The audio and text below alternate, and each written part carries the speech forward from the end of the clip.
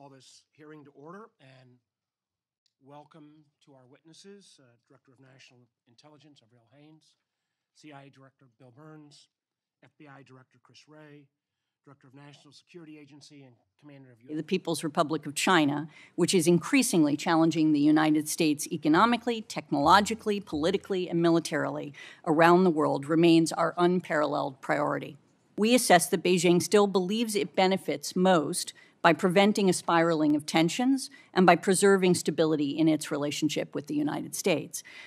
And specifically, Beijing wants to preserve stability in East Asia, avoid triggering additional economic punishments from U.S. sanctions and U.S. partners, and showcase a steady relationship with the United States to help avoid setbacks in its other relationships around the world, even while signaling opposition to claimed U.S. provocations, including the shoot-down of the PRC balloon.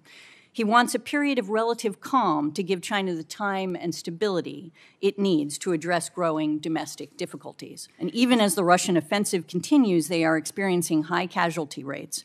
Putin is likely better understanding the limits of what his military is capable of achieving and appears to be focused on more modest military objectives for now. We do not foresee the Russian military recovering enough this year to make major territorial gains, but Putin most likely calculates that time works in his favor and that prolonging the war, including with potential pauses in the fighting, may be his best remaining pathway to eventually securing Russia's strategic interests in Ukraine, even if it takes years.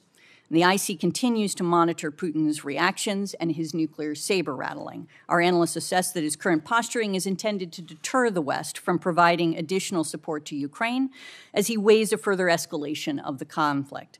He probably will still remain confident that Russia can eventually militarily defeat Ukraine and wants to prevent Western support from tipping the balance and forcing a conflict with NATO.